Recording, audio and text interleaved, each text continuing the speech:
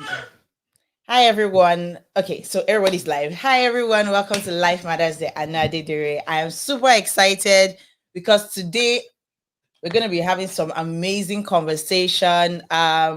Today's are you a guest? Should I call you a guest? I'm a so guest. for formality's sake, let me call you a guest. But this is my sister. She's inside our family, but you have seen how see our complexion is not that far. Okay, Jomileji is saying hi to everyone too. Hi. Hi everyone. Today's another Saturday where we have amazing conversation, and you know, yeah, she's saying hi. That's her. Her eye is very strong. So hi. You want to say hello to everybody? Yeah, come. Yeah, come say hi to everyone. Hi. Yeah, say hi. See Hi. Auntie. Hi.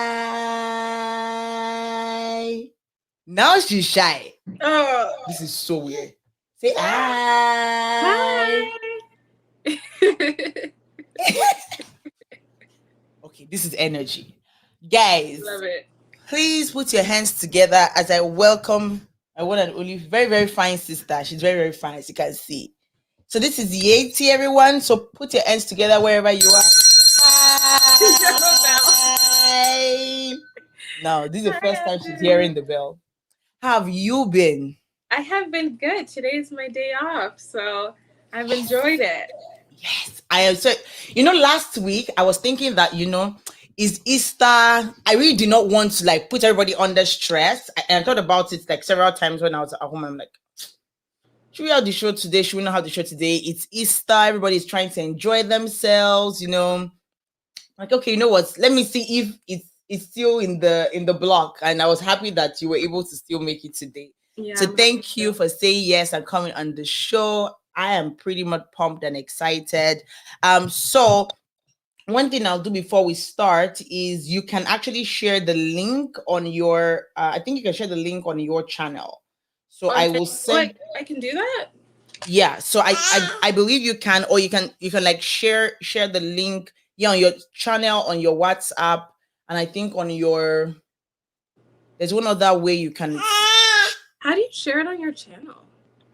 So if you go wait, so if you go to my mama, so I know that if you go to my channel right now, so let me see, mama, you're making noise.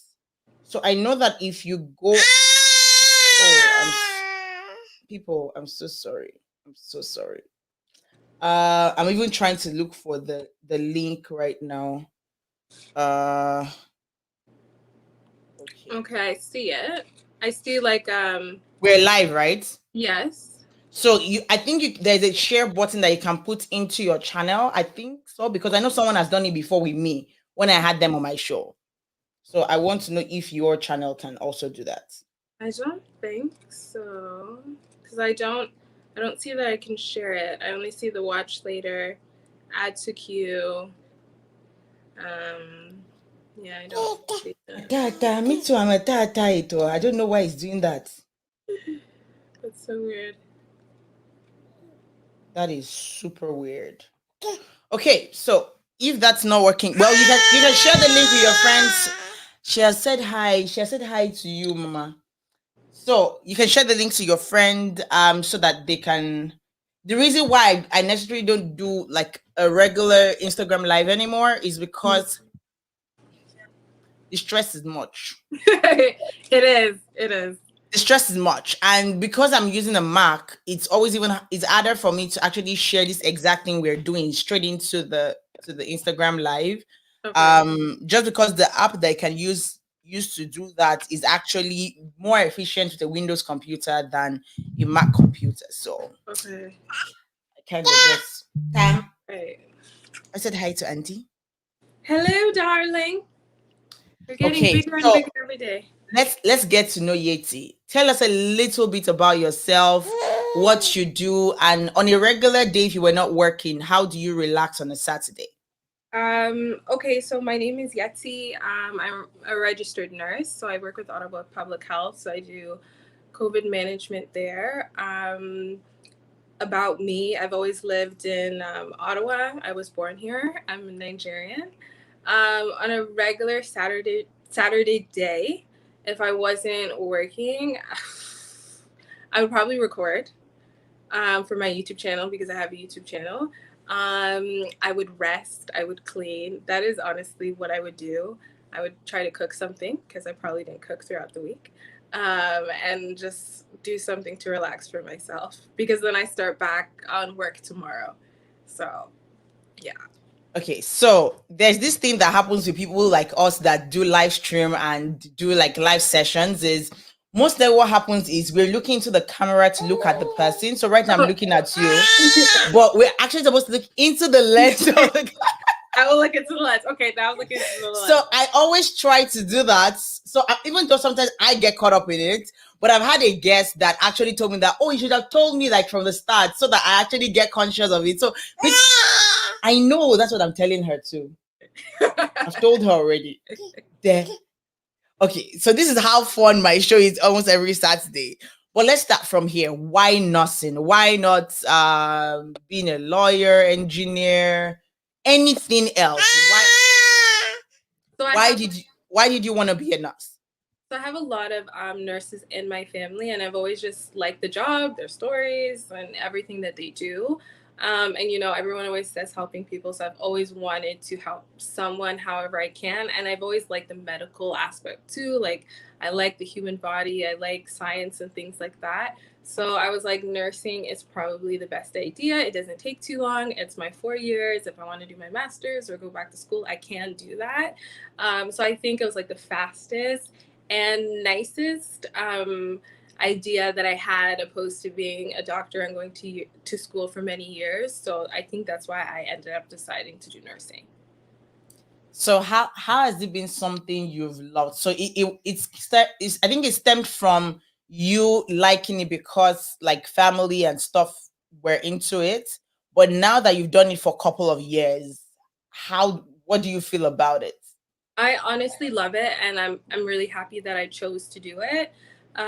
Just being able to support people when they're at their lowest, or some people are at their best, but things are happening in their life. Just honestly being able to use my faith as well as my medical skills for people. Being able to be at their side. Sometimes it's not easy for sure. Like you have patients that die all the time, but it's just become something that I love. So I'm really happy with the decision that I made for sure.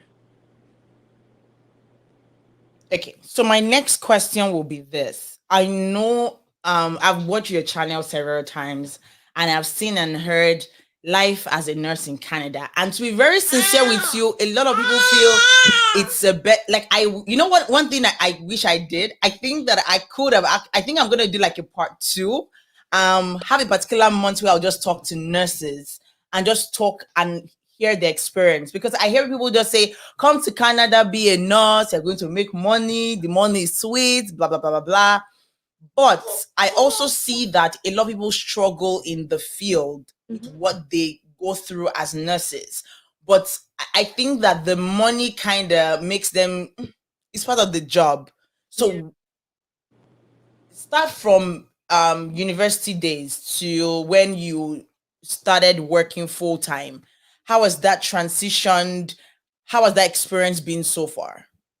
So nursing school was different from high school just because I felt like in high school you could write an exam and maybe not study for it. Nursing school was nothing like that. We lived in the library.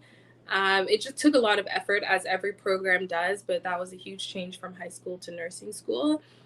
So you had to go to class, but you also had your clinicals. So while you had your classes, you had the clinical for that class. So if you were working doing psych, if you were having your psychology course, you also had to work in a psych ward at the same time.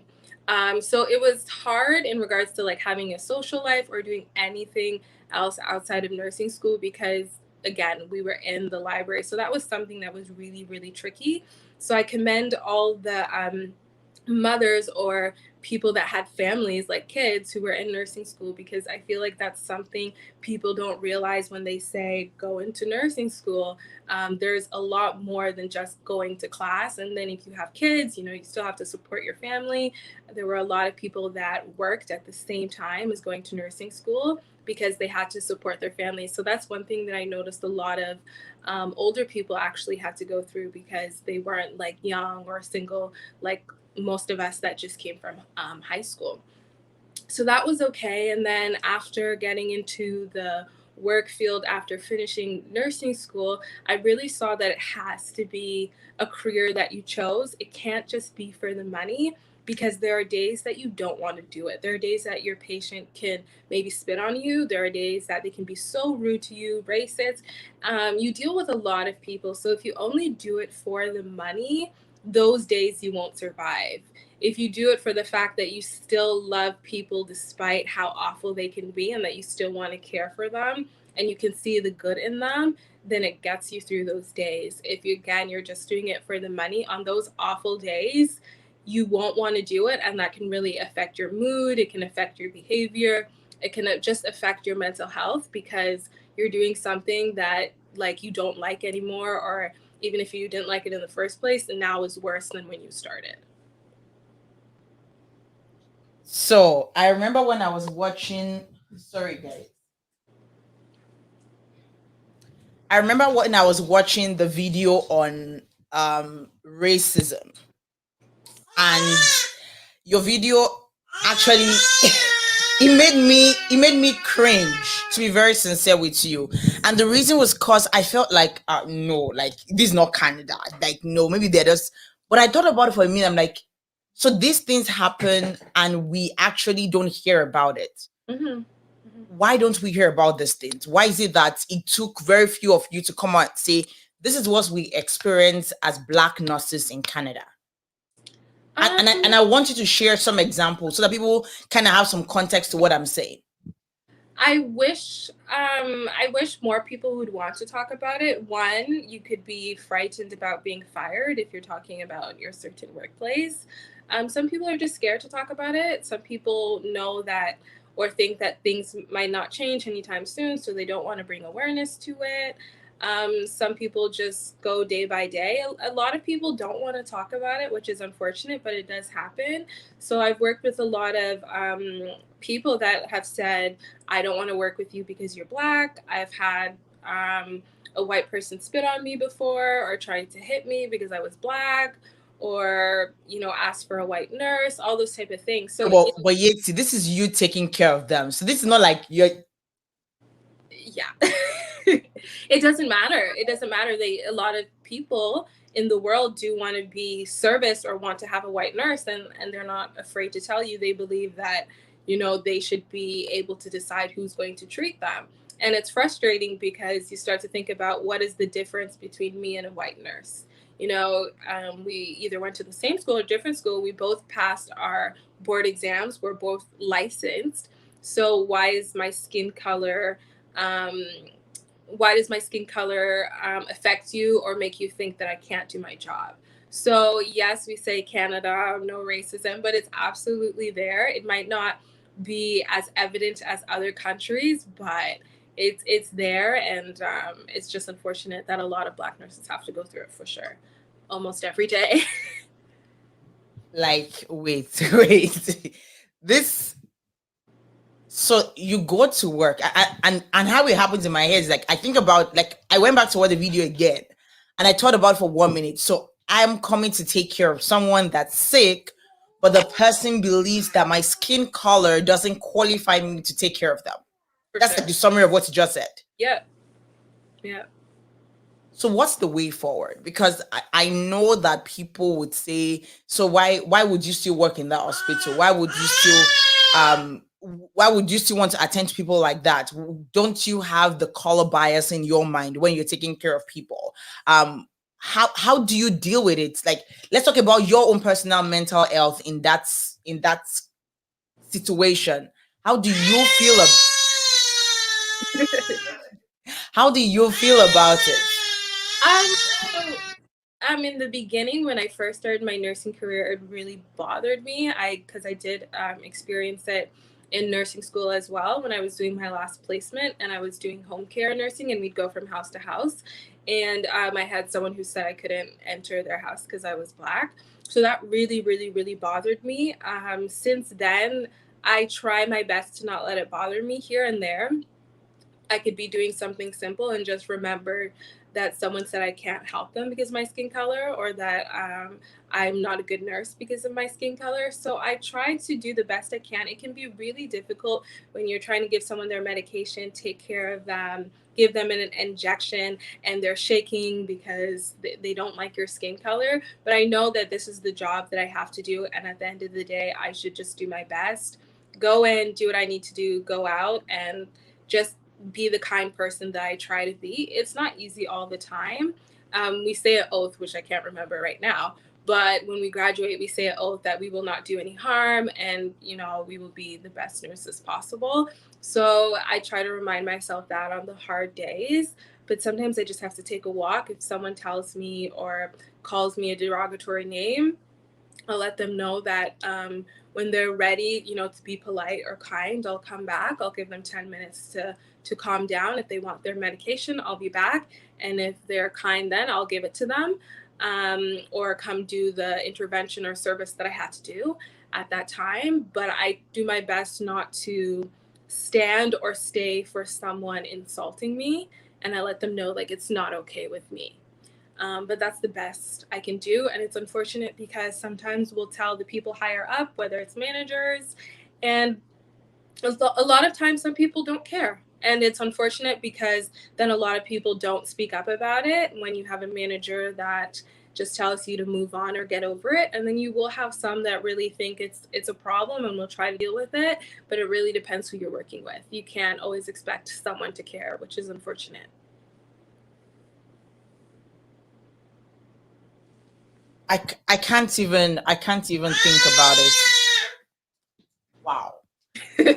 Because in my head I'm just thinking about it, that if you were trying to do the right thing, and that's one of the things that I think I showed a video during the whole Black Lives Matter movement. And I'm like, if we remember that it's the human race and not black or white or green or yellow, whatever color you are, once you understand that this is the human race, so this race is just everybody, it doesn't matter who or where you're from, it makes things better. Yeah. So for those that don't know, I know you're a palliative nurse. So what do you do? What's your, give us like a rundown of your day as a palliative nurse. So I'm not working as a palliative nurse right now. I'm just doing public health. But when I was working with palliation, so basically in the morning, I would go around and check all my patients. So because at that hospice, which is somewhere where people who are terminally ill come to receive treatment, I would go see maybe my 12, 14 patients a day and make sure everyone is breathing, everyone is okay. After that, I would look at all the medication. Who needs medication today? Does anyone need their vitals checked? Does anyone need any injections? All those type of things. And I would write them down and basically plan my day so that I don't miss any medications. Throughout the day, I would be there to support them. Sometimes throughout the day, we have people pass because a lot of them are dying. They're all terminally ill. Most of them have cancer, if not everybody. And that would be basically it. Just watch them throughout the day and make sure they have all their medication. And if by chance someone passes, I would do the death protocol, send them to the funeral home, call their family, all those type of things. So it is a hard job, and it's especially hard when you have, I didn't face too much racism working in palliative care, but I had people that were dying that still did not want to see my face when they died. Because I was Black. So Their beggar has choice. Like you might. I'm like, okay, like if you don't want to. I thought it was a nice face, but that's okay. But yeah, it doesn't matter that people are dying. They still stick to their mindset, which is surprising because I thought, like, I would have people that did not care about my race. Should they not be thinking about passing away and leaving this earth, but instead you're still bothered about my skin tone? Well, I'll leave that with you. Wow, wow. So, um, for those that don't understand what a palliative nurse is, just give us a little rundown of what who are palliative nurses, and right now that we are having okay, so let me first ask this first question. How do you deal with dead bodies? Because I like, are you able to sleep? Yeah.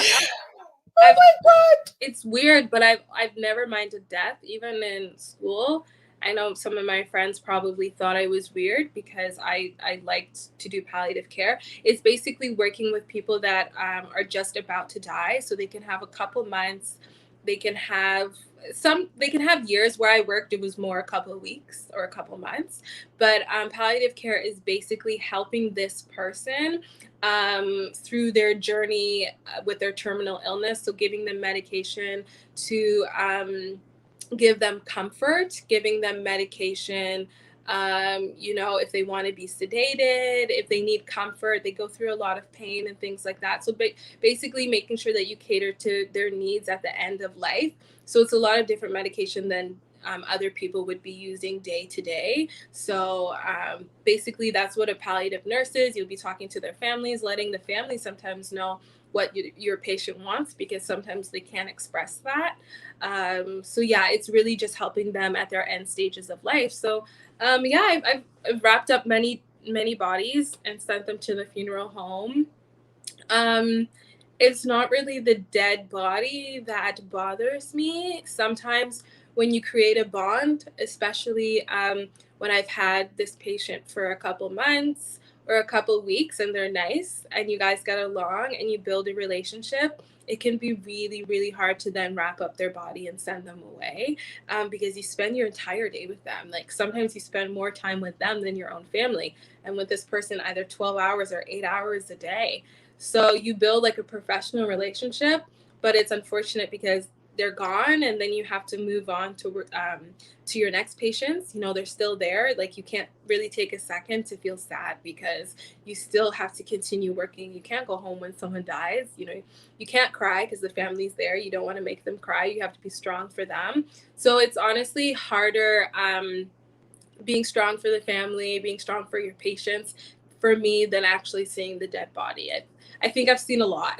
That it doesn't bother me too much anymore now. Wow. I well, I think I've always known since I was a kid, like since I was 7, 8, that I would never do sciences. I Oh, wanted to do engineering, but immediately I knew that it was under sciences. I just took my mind off it. I was not gonna be an engineer. Like yeah. I don't know what to me. I think my teacher told me I was skipping biology classes since like grade 4. So So you're so I Madam, what do you want to tell us? Do you want to be a nurse? Okay. So let's go to public health, because I know that there are so many public health nurses, public health doctors, and they're doing a lot for the community. So let me first ask you this question. If you were to, and this was a question we had as an assignment in school, if you were to prioritize the health, would you rather prioritize the health sector or nationalize it? So would you want to be more, we should have more public hospitals for the communities, or have more efficient, let me give you 3 options: more efficient public hospitals and why, or public hospitals and a lot of private ones? I would say the public ones, if that answers your question, just because I feel that they cater to a lot more people than the private ones. Not everybody can afford them. The public ones, yes, might not be as efficient as they should be, but they cater to the homeless people. They have more mental health resources. So I just feel like there's a lot of different things that people need that they might not get if things were privatized, because they can't afford it, which is really important. People should be able to receive services even if they don't have the money for it. So that is one good thing about public. Everyone gets access to it. So, but sometimes when you need healthcare and it's not efficient, then you're like, I wish it was private and I could just pay for it and things would be better. But I would still say public. So let's talk about public health. What's kind of drew you to public health as a nurse, and what are the things that you feel like we need to do better, even as human beings, other human beings? How can we do better in our service to the community? So what drew me to public health? I've always liked working with the community. I've always liked working with people who are disadvantaged. So if that's the homeless population or new immigrants to Canada who might not know things about the city or healthcare or things like that, or indigenous people, just people that need a little bit more help than others. I've always liked working with them. So that is really what public health does. Right now we work with COVID, so they work with diseases or things that are going around the community that people need awareness to. They go into schools. They do checkups at schools for maybe people that their parents haven't brought them, to go see the eye doctor or the dentist. They work at so many places in the community. It's like you see them everywhere. You don't know they're there, but you see them everywhere. So I just love that they're throughout the community helping people, which is so important because a lot of people don't know what's out there. So that's one thing I would say that we could do better is actually if we ever have an issue, don't silence yourself. Don't just tell yourself to get over it. Definitely research, see what's out there, see what resources are there to help you. If you're having any mental health issues, see what public health nurse or what resources out there to help you. One thing I love is that for new mothers, especially teen moms, they do breastfeeding classes. They come do home checks to see how they're doing and if they need resources or just things that they need for their baby, they're available to them. So things like that I really love. So I really hope that people will start, trying to help their self more and see what is out there to help them because it's sad sometimes when there are so many resources and people are not looking for them or aren't using them but could really benefit from. That's very important because one of the things I notice generally is when it comes to certain things about the health. So if you're going to see a doctor or you're getting some drugs or you're getting a couple of things, you kind of almost have access to some of those things. But when it comes to like eye care, dental care, those things that affect certain parts of your body that even the other parts will, like if you have a very bad toothache, you have a headache and one part affects the other, right? But I can afford to go with my doctor to say, oh, I have a headache, have been having a headache for 2, 4, 5, 6 days, and he gives me a drug. But I can't do that with a dentist because the dentist is private and he will tell me that, oh, to see him for consultation is $110. Then to fix the tooth is the 300 and something dollars. So at the end of the day, I'm walking out of the dentist's office with a bill of almost $1,000, right? Yeah. So in my head, it just makes me think that a lot of people have this same issue where they can't actually access this private but most public use of the health sector, right? And I like that public health kind of administers to it, and I believe that public health also gives you that time to yourself. I don't think it's as strenuous as working in the hospital. Yeah, I would definitely agree with you. My body feels a lot different than when I was working at the hospital. It's not as strenuous. Yes, you have your busy days. Absolutely. There are some days that you don't get a break, but it's not the same labor and pains that you have to do moving a patient, lifting a patient, all those type of things. Typically, it's like Monday to Friday. I work weekends because COVID doesn't sleep, so we have to work weekends. But a lot of people like public health because it's Monday to Friday, like 9 to 5 or 8 to 4, those type of hours instead of 12-hour shifts, and you always get your holidays and things like that. Again, with COVID, you have to work your holidays just because of the pandemic, but typically you would have those off. So a lot of people love it for that reason. So when people get in public health, they typically don't leave, which is why it's hard to get in there because people are there until they retire because it's a nice place to be for sure.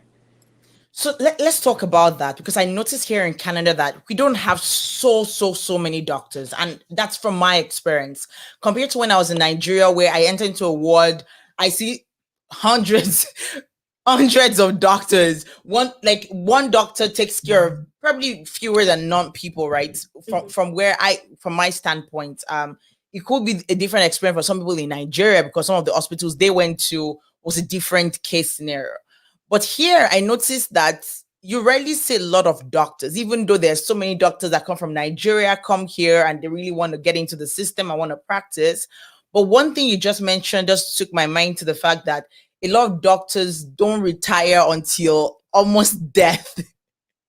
And I'm wondering, is it the same with nurses? Is there like an age limit or age bracket? Why is that when people get to that age where they know that why can't we have more numbers of people in a particular field? I think the more the people, the more the efficiency for the job, and it makes it easier for the patients to get that care that they need. But if we have the same set of people doing the same set of job, they get tired and we have fewer numbers, it now becomes even stressful on the community that they can't even have more than enough hands to take care of them. So how do we fix that? Or how does that affect public health? The answer to that is money. We wouldn't have this issue if we hired more nurses, if we hired more doctors. But, if we were to do so, maybe they would increase taxes. Because it's free, they have to take the money out of somewhere to pay them. So they would have to do other things to be able to hire them and pay them. Absolutely, care would be better. So many things would be better if they hired more nurses and doctors, because they are there. They are looking for jobs. But if you're paying someone, let's say $100 per hour, how many people will you pay $100 per hour? So they try to do it, or they try to hire as little as they can that can still somewhat be efficient or effective, but it could be a lot better. Excuse me. Yeah, it could be a lot better. So for public health, they hire, I would like to say they hire as much as they need. Again, like they pay a good amount. They pay like what the government pays, so they pay higher than the hospital. So I just believe they can't have too many at a very good-ish salary or a higher salary than the hospital. They just can't have so many people running through the city. So in public health, I find that you have a lot of people go or stay there until retirement because they love the job so much. Their body doesn't hurt because of the labor. A lot of them just really enjoy the job, opposed to hospital nursing. You still have a lot of people stay, but you tend to have less older nurses stay to, I can't remember what the age of retirement is. I think it's 70, maybe 65, but I think it's 70. You have less of them stay till 70 because they're exhausted. They can't be lifting and doing all these things with their patients. So you have a lot of them retire early, as the earliest as they can, just because they want to rest. But in public health, you have a lot of them, go as far as they can, just because of, I think, the labor that they endure in the hospital. Yeah. Wow. Hopefully we give them. I don't mind, and that was one conversation that I was having with a classmate of mine, that I don't mind we having the mix of the private and public in these things, where the government regulates a sector, while the private regulates a sector. I think it will bring up a balance. Yeah. But at the same time, I feel like we know, not just like government in Canada, but even when in other parts of the world, you notice that when the private sector starts punching in, the government kind of relax a bit and they just say, you know what, let's just let these people run it, right? And it's always like an easier thing. But people that feel the impact the most, and the ones, like you said, the public that cannot even afford to go to the hospital on a regular day, right? And another thing is, I think we're talking about it in the stance of education, where we see all these universities that I tried to look for a couple of courses on a couple of like public, let's use the word public universities, like University of Ottawa, whatever school it is that is very good for the general public. It was still a bit steep, and they didn't even have the exact courses I wanted. So when I now said, oh, you know what, let me just check this particular university, and I saw the price, I'm like, wait, I am not like an international, like the amount was so alarming that I had to recheck if it was a price for an international student, and it was not. So a lot of times, I think, like you said, money is a factor. If they have to increase taxes, and we know why they're increasing the taxes, if they have to cut some funding somewhere that we know that okay, this will benefit more, I think it will do things better. I agree. Just my own stance, but um, it's always amazing to see how much people put their lives on the line. And I want to talk about COVID. Funny enough, I'm going to be having medical personnel all through the month. So next week, I'm having a doctor. She's gynae all the way. And my last doctor is also a family doctor. So I'm really, really excited. And I think that I'm going to just do a series on just nurses, just because I want to hear the experience and I want to enjoy the story. Maybe I'll just make that like a different podcast or something. But let's see how it goes. So, your experience with COVID, I know that it's like, I think I didn't see my mom for 6 weeks or almost 2 months just because of the old COVID, and they had to shut down their where the hospital she works, and a lot was going on. And in my head, I was thinking, so if if that's my experience, I'm just imagining other nurses that are either married or they have families or whatnot in the in Canada generally. So you as a public health nurse, I know that because you're not working in the hospital, is it kind of lower? Like, does it kind of feel safer a bit, or how do you kind of work around it? And how have you been coping with this whole COVID situation? Let me first start from there. Yeah, so when COVID really started, I wasn't actually fully working at public health. I was working at the long-term care home, which COVID really, really affected them almost like the most. A lot of, elderly people passed away. So when I was working there, it was really, really scary. Just because we knew that this is where COVID was. Like, I knew there were COVID patients around me. I had to do many COVID swabs for a lot of people. And it was hard because at that time we didn't really have the protective equipment that we needed. And as a nurse, you're the one in charge of the floor. So you have your own staff members telling you, they don't feel safe to work, or they feel like they should have this, they should have that. So it was hard, because I didn't have all the answers yet. I'm still, below someone. I'm still looking for answers myself. So it was difficult to lead when you really didn't know what was going on. It was scary because I would talk to someone and then the next day find out they have COVID. There were times I had to isolate. I was in contact with someone with COVID, and things like that. So I did have to isolate a couple times during this pandemic. So I was scared. I'm always frightened to bring it home to my family, because I don't want to be the one to make them ill. So in that aspect, it was really hard. It was hard to see. It was hard not to see my friends and my loved ones. We're not far from each other, maybe 10-minute drive, and we can't see each other. So that is something that we've all faced, which is very difficult. So definitely working in long-term care, I would say, was scary. My hands became so dry from the amount of times I was washing them. I knew it was excessive, but I was just really worried. And then also to talk to family members, and they're wondering if their mother or if their father had COVID, and you don't know yet. You're still waiting for the results, and they're just really upset. I had an experience when one of my patients, she turned 100 years old, and her daughter came to see her and just sat by her window, and they had like a little window party. And honestly, it made me cry because I was like, wow, this is what it's come to. It's God's grace that she made it to 100, and it's unfortunate that she couldn't, celebrate with her family. But I loved how we found a way for them to do something. But it was really hard to see how family members were coping when they couldn't see their grandma, their mom, their dad, their uncle, all those things. So I would say that was really difficult. Working at public health, I would say the risk is lower because I am working from home. When I was going into the office, we would all sit far away from each other. We have arrows on the floor to follow. We were very cautious, and people still go into office. I'm just privileged to work from home, which is something that I wouldn't be privileged to do if I was working in the hospital. There's no way I could do such a thing. So I am very fortunate to have my risk reduced. So I would say it is a lot better working at public health just because I don't have to be in contact with patients. But it would probably be a little bit harder if I was still doing that. But it doesn't change the fact that I still can't see people I want to see because Who knows? Who knows if I have it, if I got it from the grocery store, or if they have it. So we both have to be safe, which is always hard.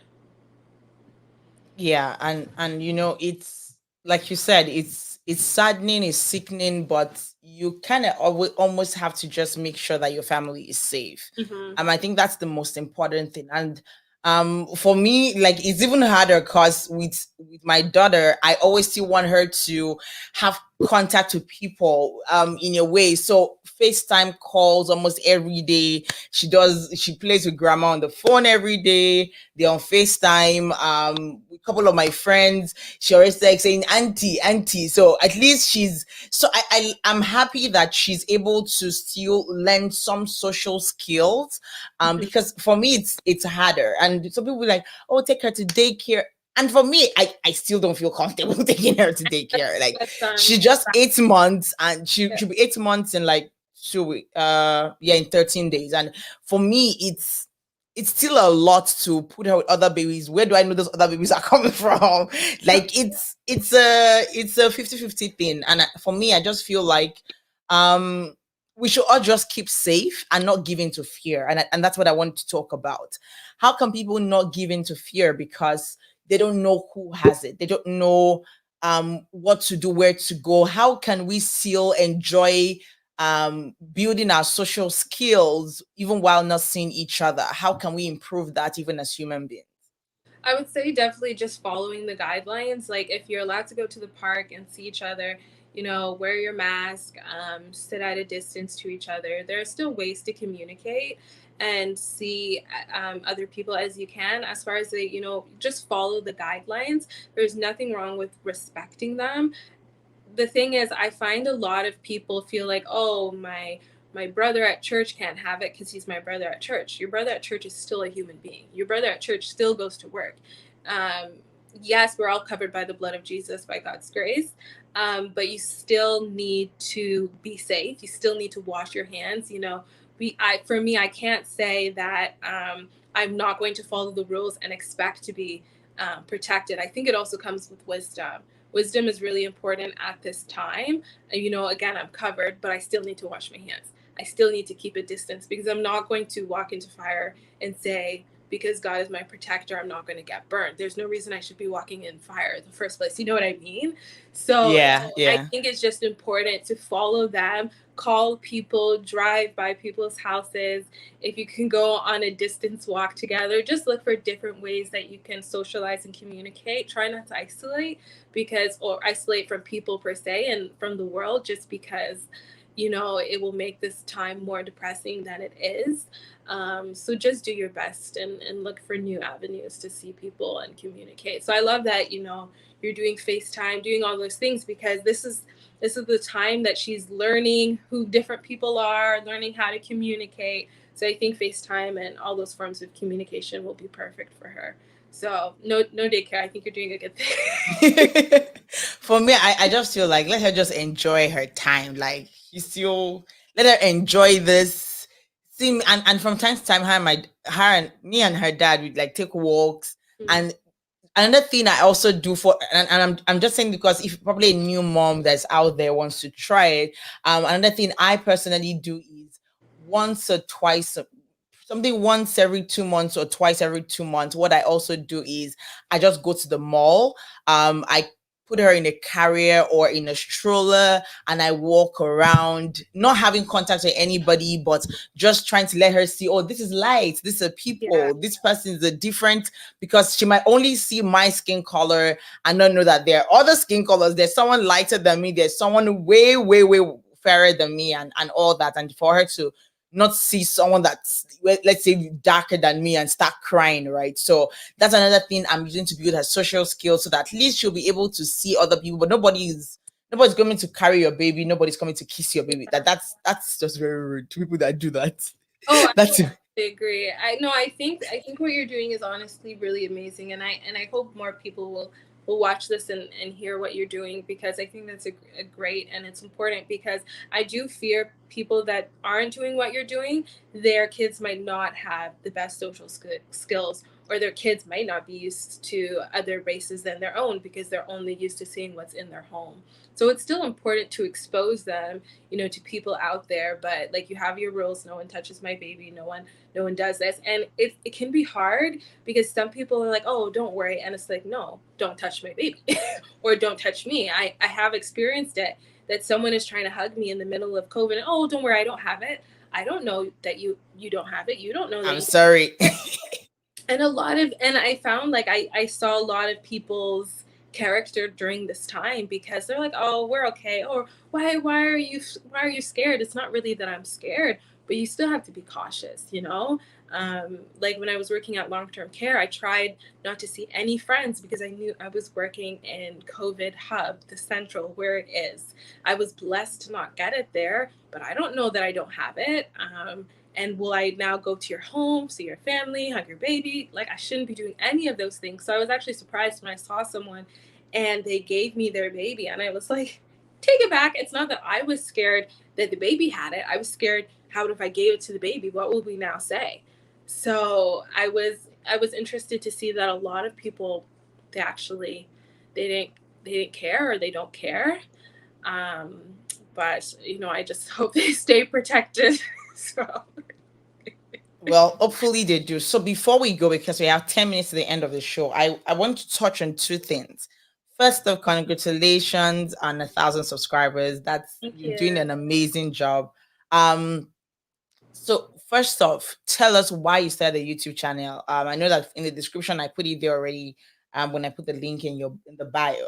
But why did you want to talk about healthcare, skin, and all that? Why was that very important to you? So during COVID, I was bored. I was a little depressed at times just because I can't see my friends, I can't see people.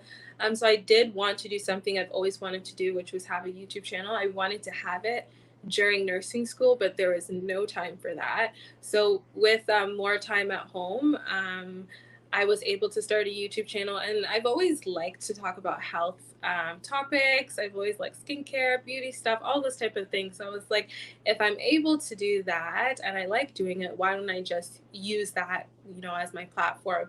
If I can help someone with their skin, or I can help someone with a topic they didn't understand, or teach someone something about a healthcare subject that they didn't know, and they would benefit from my channel, even if it's just one person, I would really, really like that. So, I thought most people are at home right now and need something to watch, something to do. So I was like, this would be the perfect time to start my channel. So that's basically why I started it and talked about what I talk about. So I think I had a live show yesterday with a friend of mine that also has a makeup, and she talks about skincare and stuff like that, and she was telling me so many terrible mistakes I make when it comes to makeup. And for me, I'm not the most I will not sit down and say, oh, when it comes to skincare, I'll give you all the tips. That's not my field. Like, I would not even bother. I would not bother. And she told me, oh, you don't have to use, like, normally I would just take my brush and just put makeup on my face and just run out. But she had to tell me you don't need more than two, max three pumps when you're putting your makeup. I have micellar water and I barely use it. And she's like, girl, why would you do that? And yesterday, funny enough, because I didn't have any makeup on, so I wiped my face first with like an exfoliating wipe. Mm-hmm. And she's like, you know what? Let's both of us try it on this live and see. She just washed her face, and we used the micellar water to like wipe our face, and there was still dirt on it. So Yeah. she's like, you still have to clean it either way. Like, what? Even if you don't go out of the house, you still have to use it. Then she talked about SPF, and I'm like, Mm-hmm. Does oh my not. god, let me cover my face. Yeah. So tell us, in this COVID, people like me that barely go out, or some people just take walks every evening. What are the breakdown 5 step skincare routine that will make them have healthy skin, even though they're not like using makeup every day or whatnot?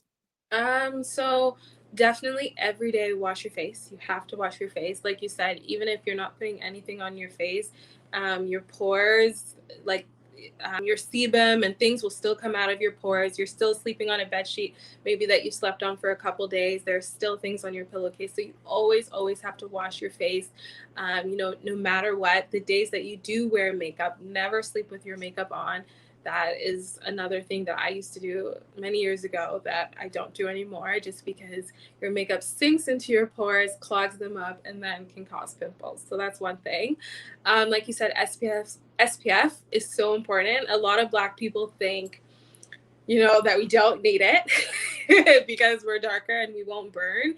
And it's true, though. I think that has affected a lot of people's thoughts. We don't typically burn, so people think we don't need it, but we can still get skin cancer. So for us, it's more a hidden disease, excuse me, opposed to maybe white people that will burn. So that will encourage them to use it, and then they can get skin cancer. But we are also prone to getting skin cancer as well. Our risk level might be a little bit less, but the fact that you're still at risk, you always need to use it, which is something, again, a couple years ago I started doing. I was also under the impression I didn't need it as well, but things have changed. So I do have it. I do use it when I go out. I might not put it on my face every day, that's for sure, but when I try to go out, I put it in my skincare routine. Another thing I would say is always moisturize your face. You don't need expensive skincare products. Find something that works for you, and at least have a good moisturizer that you can use every day, just to help with any dryness. Doesn't matter if it's summer or winter, your skin always needs hydration. So that's something that I would say. And last thing I would say, just look for products that your skin likes. Again, there's some things I might use that you might not like, or your skin might not like. So it's definitely important to test out different products. There are some influencers that will say this product is amazing and it will do nothing for you. It might even make your skin worse. That is not your fault. There's nothing wrong with your skin, but all of our skin is different. You don't need 100 different products. But you do need maybe a couple that you can use every day that can be good for your skin. So that's one thing I feel like a lot of people think they need 500 products, but a couple that your skin loves is the best. And I think, like you said, a lot of us fall into that. How do I call it? That well of you trying a lot of products. So far, so good for me. The only product that I would say I never regret using, and this is not a public paid announcement, but it's Fenty Beauty. Yeah. I use almost everything Fenty, and I've noticed that she did her homework. I always say that she did her homework when she was, and I think she knew her target audience were not just everybody, but she was whatever it is she was gonna do, she was gonna make sure that the skin was well taken care of. And for me, that's like the if I tell you that every other thing that I bought out of cheap yesterday, I think I used a particular primer and my face was so white. Aww. And I felt it was normal until she's like, no, like your face is not supposed to be white. That means as much as this primer is good, it's actually not meant for your own like complexion. And I'm like, yeah, it is well, but yeah, so that's why it's very important. Like you said, as much as people will tell you, oh, thank you very much, Ma. Let me just put the comment out here. She's like, your hair looks good. But a lot of people have that issue. They feel like, you know what, I can do whatever I want. It's my skin. I know. Yes, so it's a makeup. So she's like, is it like makeup? I'll just put in a couple of comments. So Fenty Beauty is very good. I like, this is not, like I said, no paid announcement. Like you said, not everything works for everybody, but it's very light, and that's one thing I really love about it. I've used several brands that I don't want to mention, but since I started using it for the last almost 2 years now, I have not tried anything else. Like I'm trying to use up all the old ones that I have and not try with makeup. And another thing that my makeup artist also told me was makeups expire. So makeup also expires. Sorry. So a a lot of people just feel like, oh, I bought it 5 years ago. You know what? Let me go and pick it up. It could have become corrosive, or the acidity is really, really high. That's not good for your skin. And you think that, oh, my skin reacted to this, but it's just the makeup that is expired. So for those that have not gone on her YouTube channel, please go to the YouTube. I believe that if you look at the description right now, or if you're watching this later, the link to our YouTube channel is in the description. So make sure you clink that link. Yes, click the link in that description, and the link to this particular conversation will be in the bio for Life Matters or Anu Adedire. So please make sure that you go on the show on our Instagram page at Life Matters or Anu Adedire, like you can see on your screen. We're live on Facebook and Instagram. You can watch a replay. I always put kind of snippets of what we've talked about. But what will be your final words to someone that wants to go into nursing school or wants to be a nurse, or is a nurse or a nursing student right now, or still stuck in school? So whether you're in school or you're fresh out of university and you're working as a nurse, what would you tell the person right now? I would say, like, if you're in nursing school, don't give up. It's hard. Those exams can be difficult. Patients can be difficult, if you're doing clinicals or if you're actually working. But there's, a reason that you've decided to do this career, and there are going to be people that you're going to help. So never let, like, the trials that you're going through affect the people that you're meant to help. So absolutely don't give up, and, just keep pressing forward, and you will make it, and you will have good days, you will have bad days, but for sure there's nothing that you cannot face. And those that just their work, what would you tell them? If they just started work, I would say that, again, it's going to be difficult. Anytime you start something new, it will be difficult, but keep trying, seek help.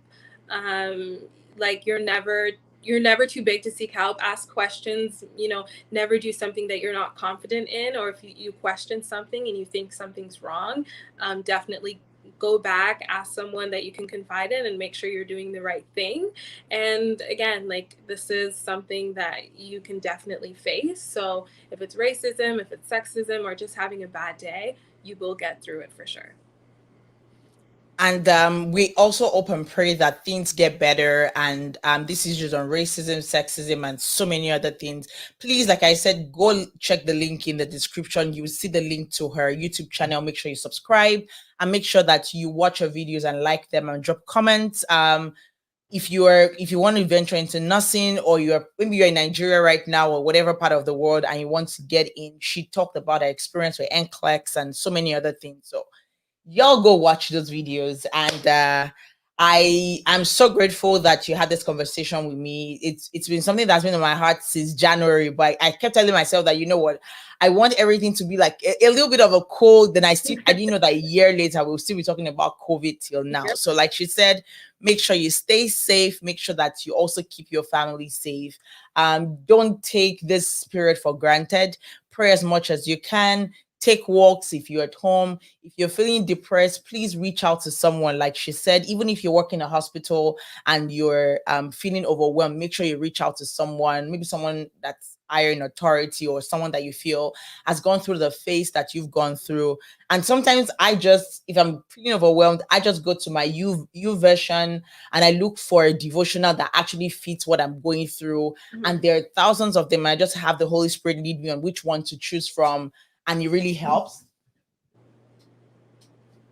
So I think it's very important for a lot of people to also try that. And yeah, so we've come to the end of the show. I'm super pumped and excited that we had Yetti today on the show. Like I said, please don't forget to show her love by going to subscribe, like, and comment in the description, and the link is in the description, so don't forget that. Till we see you next week. So next week we're going to be talking about everything women's health, to having a baby, to everything around that. And we're talking about a brand new mobile clinic that's attending to a lot of moms out there. So you don't have to go to the hospital for your antenatal checks or whatnot. They come meet you, and it's really, really exciting. based here in Edmonton. So we'll be having the doctor in charge of it, and I'm super excited to have that conversation. So till we see you next week, make sure that you subscribe, you make sure you like, share, and make sure that you click the link in the bio to rewatch this if you missed this. And you can also listen to it on the podcast on all podcast platforms. Till I see you next time. Bye, guys. Bye.